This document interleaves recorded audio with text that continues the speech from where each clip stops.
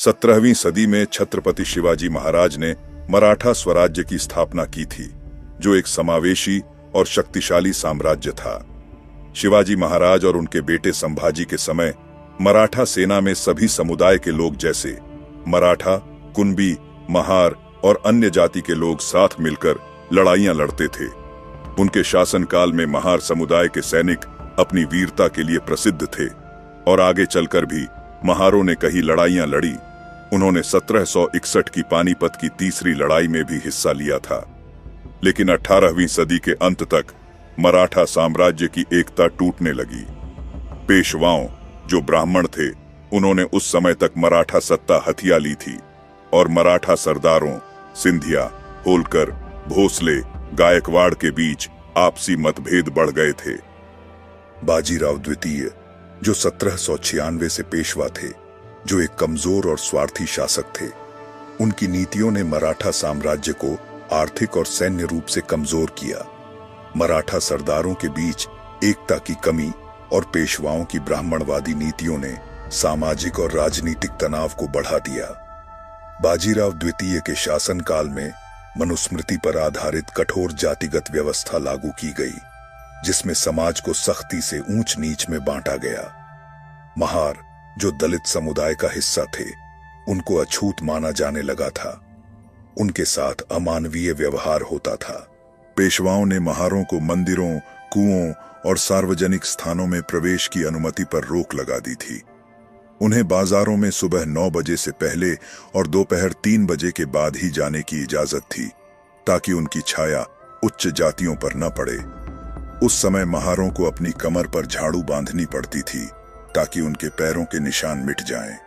उनके गले में मटका लटकाना पड़ता था, ताकि उनकी थूक से जमीन अपवित्र न हो। शिवाजी महाराज और संभाजी महाराज के समय में जो महार सैनिक मराठा सेना का हिस्सा थे, उन्हें पेशवाओं ने अपनी सेना में शामिल होने से मना कर दिया था। यह महारों के लिए बड़ा अपमान था, क्योंकि सैन्य सेवा उनकी परंपरा और सम्मान का हिस्सा थी। उन्हें अब हर जगह से ठुकराया जा रहा था। पेशवा के शासनकाल में दलितों का जीवन जानवर से भी खराब हो गया था। हर जगह उनका अपमान और तिरस्कार होता था। महारों को केवल निम्न स्तर के काम जैसे सफाई या मजदूरी करने की अनुमति थी। उन्हें शिक्षा, संपत्ति या सामाजिक गतिशीलता के अवसरों से वंचित रखा गया। इस क्रूर व्यवहार ने महार समुदाय में गहरा असंतोष पैदा किया। उनके मन में पेशवाओं के खिलाफ गुस्सा और बदले की भावना पनप उठी थी। 18वीं सदी के अंत तक British east India company Bharat में अपनी सत्ता मजबूत कर रही थी। उन्होंने बंगाल में प्लासी 1757 और बक्सर 1764 और दक्षिण भारत मैसूर युद्ध में नियंत्रण हासिल कर लिया था। अब उनका लक्ष्य मराठा साम्राज्य को कमजोर करना था, जो पश्चिमी भारत में उनकी सबसे बड़ी चुनौती था। ब्रिटिश शुरू से ही काफी चालाक थे। उन्होंने फूट डालो और राज करो की नीति अपनाई। उन्होंने दलितों और पेशवाओं के बीच बढ़ रहे मतभेदों का फायदा उठाया और स्थानीय समुदायों, खासकर पेशवाओं से दुखी समुदायों जैसे महारों को अपनी सेना में भर्ती करना शुरू किया। बॉम्बे नेटिव इन्फेंट्री में महार सैनिकों की भर्ती होने लगी। जो सम्मान, वेतन और सैन्य प्रशिक्षण उन्हें पेशवा शासनकाल में नहीं मिल रहा था, वो सभी चीजें अब उन्हें ब्रिटिशों से मिल रही थीं। ब्रिटिश सेना में जातिगत भेदभाव नहीं था, इसलिए महारों को पहली बार वहां समानता का एहसास हुआ। मराठा साम्राज्य के पतन का एक महत्वपूर्ण मोड़ तब आया जब British resident mount Stuart Elphinstone ने पेशवा बाजीराव द्वितीय और गायकवाड़ के बीच राजस्व विवाद में हस्तक्षेप किया। ब्रिटिशों ने बाजीराव को पुणे संधि पर हस्ताक्षर करने के लिए मजबूर किया। इस संधि ने मराठा संघ को औपचारिक रूप से खत्म कर दिया, पेशवा की सैन्य शक्ति को सीमित किया और उन्हें ब्रिटिश संरक्षण स्वीकार करने के लिए बाध्य किया। पेशवा को अपने कुछ क्षेत्र ब्रिटिशों को सौंपने पड़े। बाजीराव द्वितीय के लिए यह संधि अपमानजनक थी। उन्होंने इसे अपनी सत्ता पर हमला माना और ब्रिटिशों के खिलाफ विद्रोह की योजना बनाई। पुणे, जो पेशवाओं की राजधानी थी, अब ब्रिटिश प्रभाव में आ चुका था। ब्रिटिश रेजिडेंट एल्फिंस्टन और उनकी छोटी सेना पुणे में तैनात थी। बाजीराव, जो अपनी सत्ता वापस चाहते थे, उन्होंने गुप्त रूप से अपनी सेना को संगठित करना शुरू किया।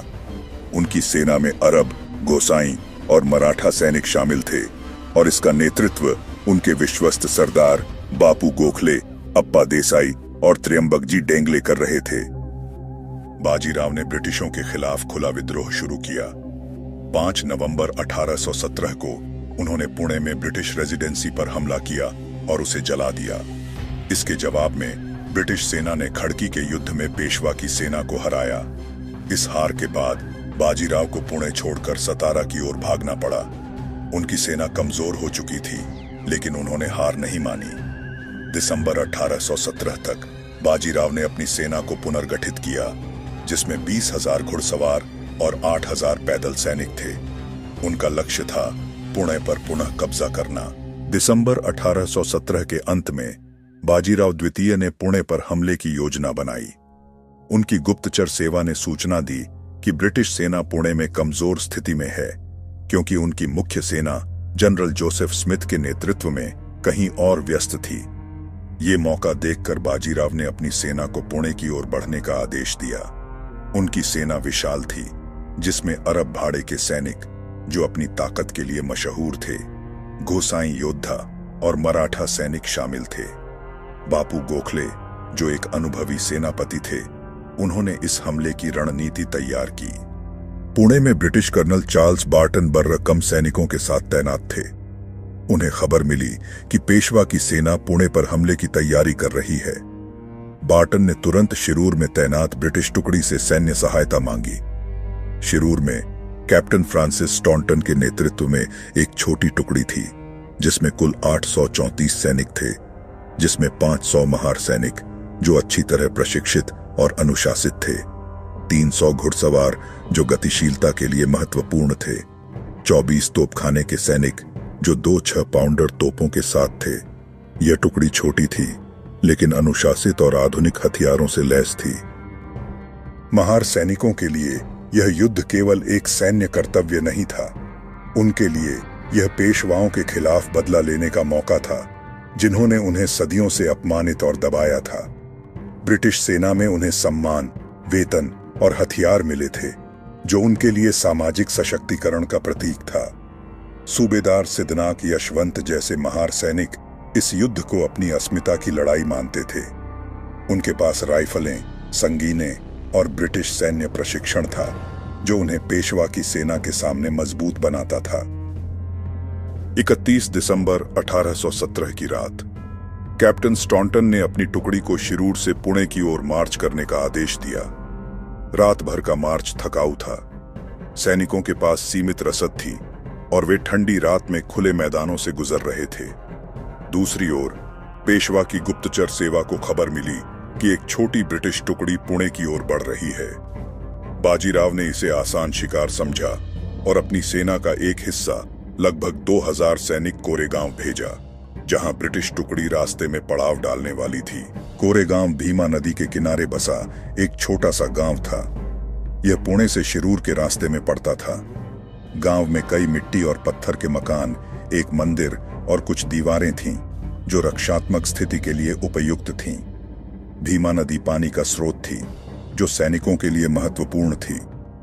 कैप्टन स्टॉन्टन की टुकड़ी 31 दिसंबर 1817 की देर रात कोरेगांव पहुंची। सैनिक थके हुए थे और उनके पास रात भर रुकने और सुबह पुणे की ओर बढ़ने की योजना थी। उसी रात पेशवा की सेना ने भीमा नदी के दूसरी ओर डेरा डाला। उनकी संख्या ब्रिटिश टुकड़ी से कई गुना ज्यादा थी। बापू गोखले ने अपनी सेना को 3 दलों में बांटा। प्रत्येक में 300 से 600 सैनिक थे। उनके पास 2 तोपें थीं और वे सुबह होते ही हमले की योजना बना रहे थे। ब्रिटिश टुकड़ी को अभी तक पेशवा की सेना की मौजूदगी का पता नहीं था। सैनिक रात में विश्राम कर रहे थे, लेकिन कुछ महार सैनिकों को आसपास के माहौल पर संदेह हुआ। उनकी सतर्कता ने बाद में युद्ध में महत्वपूर्ण भूमिका निभाई।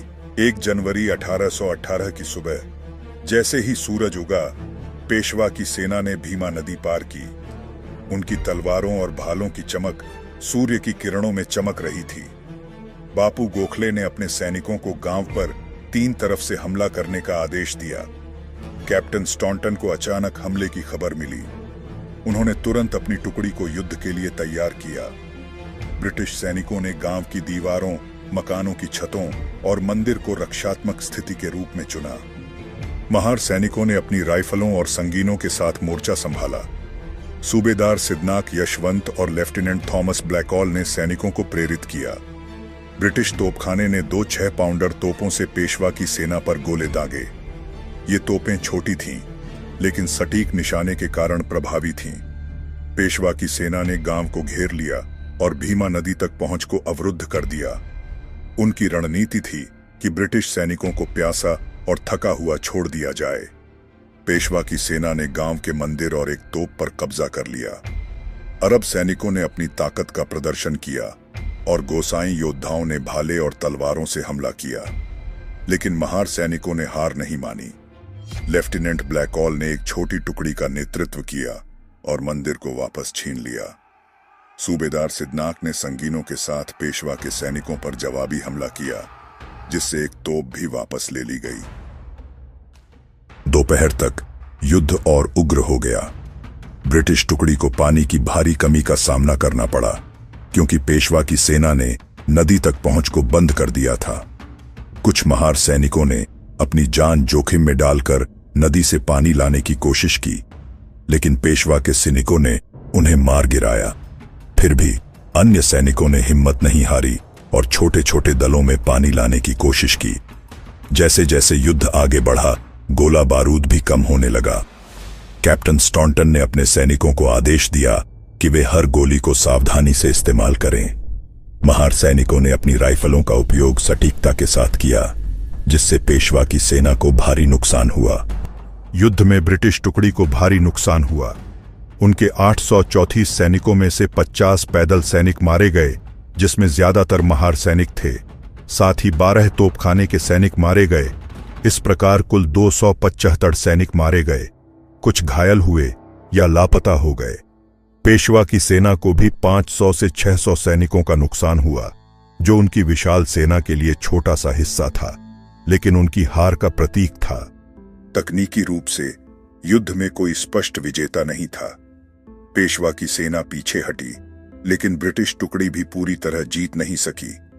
लेकिन ब्रिटिश सरकार ने इसे अपनी जीत के रूप में प्रचारित किया, क्योंकि उनकी छोटी टुकड़ी ने पेशवा की विशाल सेना को रोक लिया था और उन्हें पीछे हटने पर मजबूर कर दिया था। युद्ध के बाद ब्रिटिशों ने कोरेगांव में जय स्तंभ, विजय स्तंभ बनवाया। इस पर 49 मारे गए सैनिकों के नाम अंकित हैं, जिनमें 22 महार सैनिक थे। यह स्तंभ महार सैनिकों की वीरता का प्रतीक बना। भीमा कोरेगांव की लड़ाई ने महार समुदाय को नया आत्मविश्वास दिया। उन्होंने पेशवाओं की ब्राह्मणवादी व्यवस्था के खिलाफ अपनी ताकत और साहस दिखाया। यह युद्ध उनके लिए केवल सैन्य जीत नहीं, बल्कि सामाजिक सम्मान और अस्मिता की लड़ाई थी। 20वीं सदी में डॉ. भीमराव अंबेडकर ने जय स्तंभ को दलित अस्मिता का प्रतीक बनाया। 1927 में उन्होंने इसका दौरा किया और इसे दलितों के लिए एक तीर्थ स्थल बनाया। हर साल 1 जनवरी को लाखों दलित कोरेगांव आकर शौर्य दिवस मनाते हैं।